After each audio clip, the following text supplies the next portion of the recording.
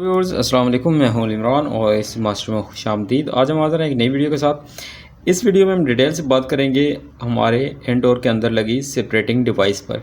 तो बेसिकली ये एक कॉपर पाइप का एक ऐसा जो है वो जॉइंट है जिसके अंदर से जो रेफ्रिजरेंट जो हमारे आउटडोर से डिस्चार्ज होती है लो टेम्परेचर और लो प्रेशर के साथ कैपिलरी ट्यूब से जब स्प्रे होती है तो वो इंडोर के अंदर डिस्चार्ज लाइन के ज़रिए पहुंचती है।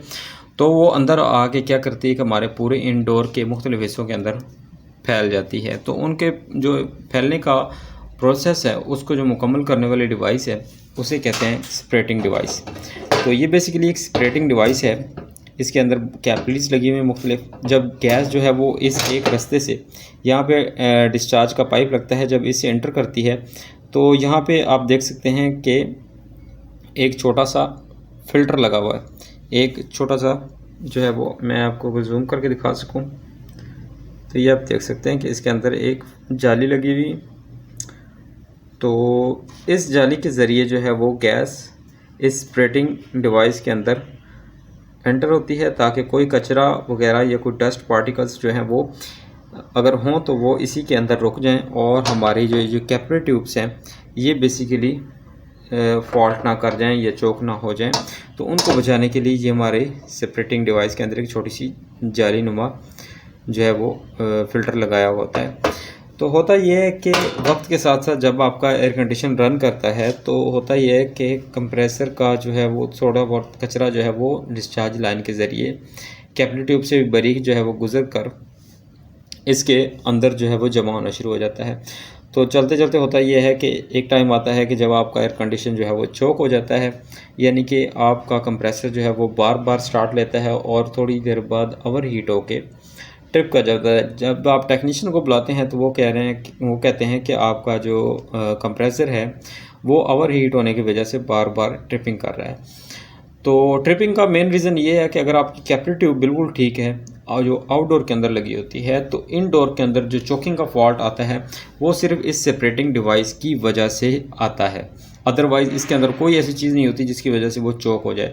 तो अक्सर टेक्नीशियंस क्या करते हैं कि वो डिस्चार्ज लाइन के ज़रिए ही उसको जो है वो फ्लश कर रहे होते हैं, क्लियर करने की कोशिश करते हैं, लेकिन इसके अंदर जो कचरा होता है वो इतना हार्ड होता है कि वो प्रॉपर नहीं निकलता।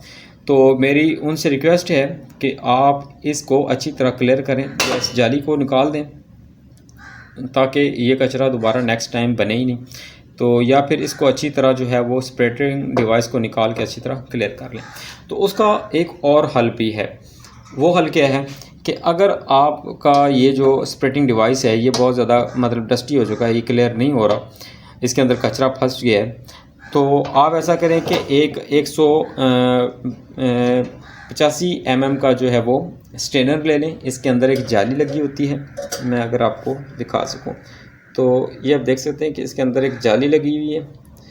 तो आप इसके अंदर 080 की या 090 की जो कैपिलरी है, कोशिश करें कि 090 की कैपिलरी लगाएं क्योंकि उसका डाया थोड़ा सा बड़ा होता है। तो इसके अंदर जितनी आपके इस जो ओरिजिनल वाला स्प्रेटर है इसकी जो पाइप लगे होते हैं, इसके 6 पाइप हैं। तो मैंने क्या किया है कि मैंने भी इसके साथ 6 पाइप जो है वो जॉइंट कर दिए हैं। तो अब ये प्रॉपर जो है वो वर्क करेगा। तो इसका ये एक इजी हल है कि आप इसको बिल्कुल नया लगा सकते हैं। ये आने वाले 6-7 साल के लिए भी चोक नहीं होगा या बंद नहीं होगा, ख़राब नहीं होगा, क्योंकि इसकी जाली थोड़ी सी बड़ी लगी हुई है उसकी निस्बत। तो ये काफ़ी टाइम जो है वो अच्छा चल जाएगा।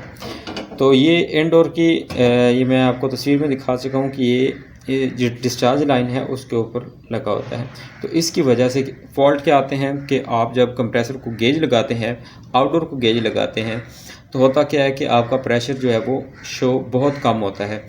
तो डिस्चार्ज भी नॉर्मल टेम्परेचर की होती है, वो भी ठंडी नहीं होती। तो टेक्नीशियंस आज यही समझ होते हैं या तो कंप्रेसर का फॉल्ट है या गैस कम है जिसकी वजह से कंप्रेसर हीट हो रहा है।